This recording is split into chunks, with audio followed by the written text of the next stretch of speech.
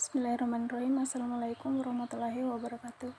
Puji syukur kita panjatkan kehadirat Allah Subhanahu wa taala karena pada kesempatan ini kita masih diberikan kesehatan serta kesempatan untuk dapat mengikuti perkuliahan pada hari ini. Baiklah, langsung saja kami dari kelompok 2 akan mempresentasikan makalah kami yang berjudul Teori dan Praktik Perantara Keuangan Syariah. Yang pertama, teori perantara keuangan syariah. Lembaga keuangan syariah merupakan suatu badan usaha atau institusi yang kekayaannya terutama dalam bentuk aset-aset keuangan maupun non-financial asset atau aset real berdasarkan konsep syariah.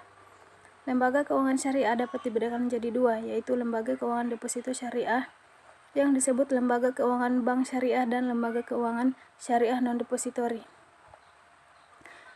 yang disebut lembaga keuangan syariah bukan bank. Peranan kedua lembaga keuangan syariah tersebut adalah sebagai perantara keuangan antara yang pihak kelebihan dana atau unit surplus dan pihak yang kekurangan dana atau unit defisit. Bank syariah mempunyai beberapa tujuan sebagai berikut. Yang pertama, mengarahkan kegiatan ekonomi umat untuk bermuamalat secara Islam. Yang kedua, untuk menciptakan suatu keadilan di bidang ekonomi dengan meratakan pendapatan melalui kegiatan investasi. Yang ketiga, untuk meningkatkan kualitas hidup umat dengan membuka peluang usaha. Yang keempat, untuk menanggulangi masalah kemiskinan dengan pembinaan nasabah yang lebih menonjol. Yang kelima, untuk menjaga stabilitas ekonomi dan moneter. Yang keenam, untuk menyelamatkan ketergantungan umat Islam terhadap bank non-syariah.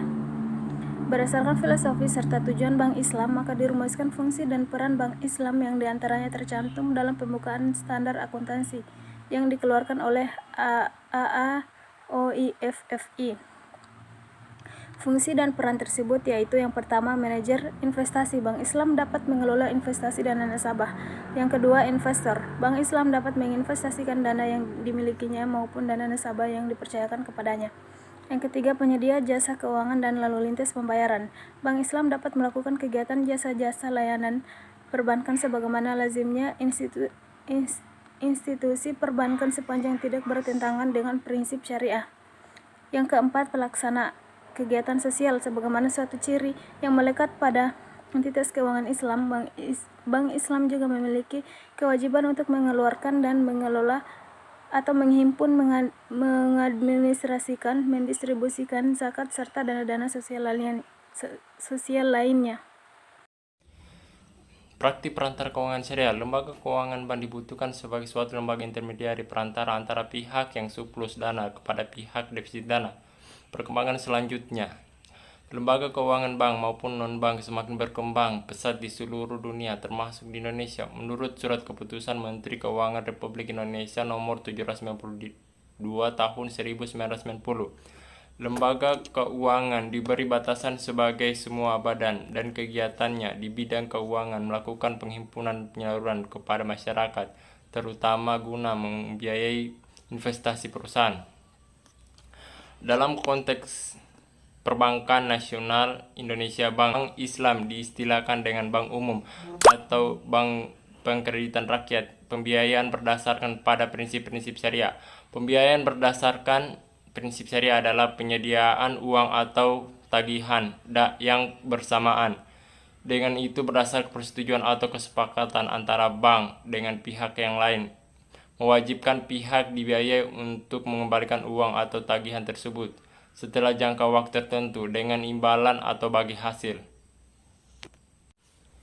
Pembiayaan di Bank Islam diberikan kepada masyarakat untuk keperluan modal usaha. Biayanya ditujukan untuk usaha yang produktif, jelas, transparan, serta bersifat halal, baik dari segi pengelolaan hingga kepada hasil usaha yang diberikan kemanfaatan untuk masyarakat.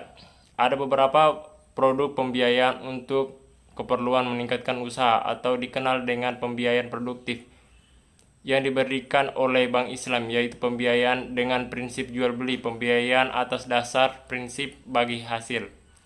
Sesuai dengan kesepakatan, pembiayaan atas prinsip bagi hasil yang porsinya disesuaikan dengan proporsi penyertaan dan pembiayaan dengan prinsip sewa beli.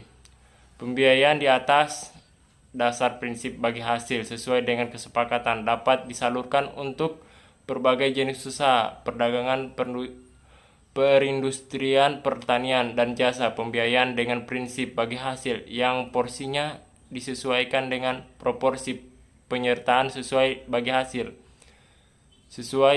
hasil nasabah yang telah memiliki usaha yang bermaksud mengembangkannya namun masih kekurangan dana. Mungkin itu saja materi dari kami. Wabillahi taufiq wal hidayah. Wassalamualaikum warahmatullahi wabarakatuh.